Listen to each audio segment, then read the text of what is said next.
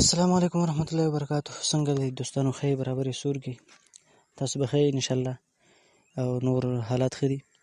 دا ویډیو تاسو سره اخیره پورې وګورئ. ګورم دی ویډیو کې تاسو ته د کاټلنګ خرکی کې یو ډیره زیاته عظیمه سانحه راغلې ده. که تاسو هغې ته سوچ وکئ، د یو کور 15 کسان یا 4 کسان یو کس قتل کړي دي، یو کس شهیدان کړي. دا ډیره زیاته مشکله خبره ده چې شپې په 3 بجې وروختې دي او ټول اشتي دي. اخر ګناه څه وه؟ اخر ظلم څه وه؟ آیا سیلابونه به نه راځي؟ آیا په موږ به قهرونه نه نازلېږي؟ آیا دا څنګه کېږي؟ آیا دا ولې کېږي؟ آیا د دې تپوس شته دی که نه؟ تر اخره پورې دا ویډیو وګورئ. انشاءالله زموږ چینل ځان سره سبسکرایب کړئ چې تاسو ته نورې مزیدارې ویډیوګانې راځي، نور داسې قیمتي بیانات، اصلاحي بیانات او دا شانته اصلاحي پروګرامات او د هغې سره سره قیمتي وظایف یو شی بل چې تاسو ته راځي. دا ویډیو اخره پورې وګورئ، چینل در سره سبسکرایب کړئ. السلام علیکم ورحمت الله وبرکاته. عزتمندو څنګه دي؟ خیر دی؟ برابر دی؟ تاسو سوچ وکئ، د حالات ته وګورئ، د ماحول ته وګورئ، بیا خصوصا د نن سبا دوران کې د ماحول ته وګورئ. هر طرف ته عذابونه را روان دي، سیلابونه را روان دي. او یا که تاسو سوچ وکئ، هغې باوجود خلک چې کوم دي هغوی په کومو حالاتو کې چلیږي، په کومو حالاتو کې روان دي. هغه شان یو کور کې تاسو وګورئ، د کاټلنګ په دې ایریا کې په یو کور کې 4 کسان د چا د لاس قتل. آیا د الله نه دومره یېره نشته؟ دا وجه څه کېدی چې د الله نه دومره یېره نشته؟ الله رب العالمین فرمایي ظهر الفساد فی البر والبحر بما کسبت ایدی الناس. سیلابونه ولې راځي؟ زلزلې ولې راځي؟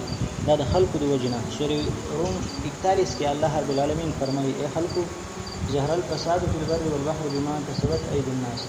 په وچه او په لمده باندې چې کوم فساد خور شوی دی، نو دا د خلکو د لاس خور شوی دی. او ته وګوره د وچې فساد ته وګوره.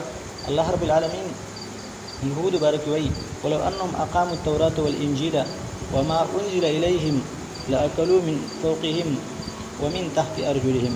که چیرې د خلکو هغه کتاب پابندي کړې وي، کوم کتاب چې د بره نازل شوی دی، هغه کتاب دوی قایم کړی وي، د هغې تابعداري کړې وي، کوم چې د بره نه راغلی دی.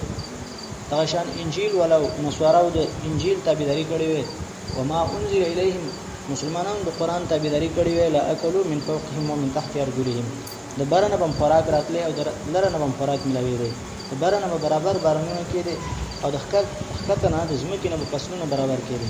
خو چې کله حالات داسې شو، الله رب العالمین فرمایي کله چې تاسو دین ونه مانه، قرآن هم پرېښوست او قرآن هم شاته وغورځاوه، نو زه به تاسو باندې عذابونه راولېږم. داسې عذابونه چې من فوقکم ومن تحت ارجلکم. د بره نه به بیا عذاب راځي او د ښکته نه به عذاب راځي. علما بیا ذکر کوي د بره عذاب څه شی دی. د بره نه به ناکاره علما تاسو باندې مقرر شي، ناکاره مشران به تاسو مقرر شي. او دغه شان د ښکته نه عذاب چې کوم دی، بچي به هم نافرمان شي. دویم د بره نه عذاب دا دی چې به تاسو باندې به مشران چې کوم دي هغه ناکاره مقرر شي. او ښکته نه عذاب دا دی چې بچي او کشران ټول به څه شي، هغه به نافرمان شي، جنګ جګړې به شروع شي. د بره نه عذاب هغه دا عذاب دی چې الله رب العالمین به تندرونه را شروع کړي. او د لره نه عذاب دا دی چې د لره نه به زلزلې چالو شي. یا د بره نه عذاب دا دی چې اوبه به ډېرې را روانې شي، اوبه به ډېرې راځي، بارانونه به ډېر کېږي. او د ښکته نه عذاب سیلابونه دي. او دا ټول عذابونه په موږ مسلط دي. دا د څه د وجې نه؟ بل یو علما پکې دا یو خبره ذکر کوي، بل وایي ویلبسکم شیعا. ای خلکو تاسو به زه تس نس کم. نو تس نسوالی څه دی؟ مطلب ورور به د ورور دشمن شي، پلار به د زوی دشمن، زوی به د پلار دشمن. دا تاسو وګورئ د یو حالات کې که تاسو فکر کړئ، نو یو کور نه یو کس راولېږي 4 کسان وجني، سړی وجني، دغه شان ته زنانه وجني، او بل سړي زوی او دغه شان د هغه نوسی. دا ډېره مشکله خبره ده چې یو سړی په یو قتل باندې نه، په 2 نه، په 3 نه، تر د ماشومانو پورې په قتل باندې د هغه زړه نه راخېږي.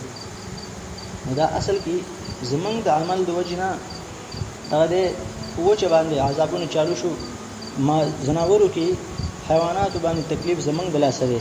دغه شان که د هغې نه وروسته بعد سوچ وکړي، دا خبره په تجربې سره ښکاره شوه چې په میانو باندې چې کوم دریابونو کې دي، په هغې کې هم فساد شروع شو، په هغې کې هم هغه لمپې سکین بیماري ولګېده. خو دا زمونږ د وجې.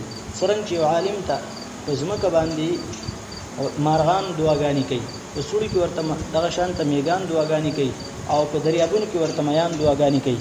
دا د څه د وجې نه چې د یو عالم د وجې نه ټول عالم روښانه وي. خو که چېرې دا عالم خپلې ذمهواري پرېښوسته، دې په خپل په دنیوي کاروبار په لګیا شي د خلکو نو د وټونو یو شبل شي مطالبه شروع کړي هغه ټول ماحول چې کم دی هغه به شي ختم بشي او دی بل طرف ته سوچو کا دنیا چې کم دا هغه به تس نشي او دنیا به کې به فساد خور شي ولی عالم خپل حقونه پیژاند او دغه شانت امی خپل حقونه پیژاند نو تاسو وګورئ د فساد زمنګ د وجنه رااله نو اوس چې څنګه دی عالم د وجنه هغه ته ټول عالم دعاګانې کولې او د عالم مرګ چې کومه د عالم مرګو نو دغه شانت د عالم کې چې خپل د علم کار پرې هوس او عوام خپل د علم کار پرې هوس نو په دنیا کې دا شان د زناور به مونږ ته خیره کوي پستندونو کې میان ته چې کوم بیماری ولګي دا هغه به مونږ ته خیره کوي او دغه شان په سړو کې کوم میان چې دی وبود لا سغوي غرق شو قرون ته ورنه ودی دوی به مونږ ته خیره او ازار کوي ځکه الله رب العالمین فرمایي ظهر الفساد فی البر والبحر بما کسبت ايدي الناس په مخ د زمکه چې دا کم فساد کوي په وچه باندې خوريږي په لمده باندې خوريږي دا د خلکو د وجنه الله رب العالمین په چا باندې ظلم نه کوي الله ظالم نه دی اے خلکو تاسو جو کوي ولی په یو قتل باندې الله رب العالمین په یو قتل څومره خپکیږي چې سړی راولګيږي وخت یو خاندان نه بیا دومره قتل یو نشي دو نشي درې نشي لکه د اسلام خبره ده ول هم عزتمند دا خبره د سوچ او فکر خبره ده دې ته سوچ کول دي او دا صرف ذهن تراوړل نه دي بلکې دا هغه چاته دا سوچ کول پکار دي چې کم چا تمنچا راخستی کم چا ټوپک راخستی او دې ته سوچ کول پکار دي چې زما د وجنه الله ناراضي کیږي په خلکو عذابونه راځي یوازې خدای نه چې صرف قاتل مقرر شم تو ګوره د قتل بنیاد اول قابیل کې خوسته چې د آدم علی السلام زامنو کې او هغه قابیل نواله تر د ورځې د قیامت پورې چې څومره قتلونه کیږي هغه ته راغي بدله ملوي ته سوچو کا چې څنګه په اسلام کې د یو ښه کار بنیاد کې خوسته نو تر د ورځې د قیامت پورې چې پاغي باندې څوک عمل کوي تعالی دغه اجر ملويږي نو کله بد کار عمل دی بنیاد د کې خوسته ته به دغه سزا ملوي نو سوچ کول پکار دي اے انسان لګیښ اے مسلمان لګیښ په ځل کې احساس پیدا کړه دا شان د احساس سوچ فکر راول لګځان کې ځکه کنه چې دا مسلمانی ده او مسلمانۍ کې د خبرو ته سوچ کول پکار دي الله رب العالمین دې زموږ استاد په ټول دې خبره باندې په ژوندۍ باندې الله په موږ باندې رحم وکړي الله دې موږ له خپل ژوندۍ د سوچ کول فکر او دغه توفیق راکړي چې الله موږ په خپل ژوندۍ باندې سم روان کړي وما علينا الا البلاغ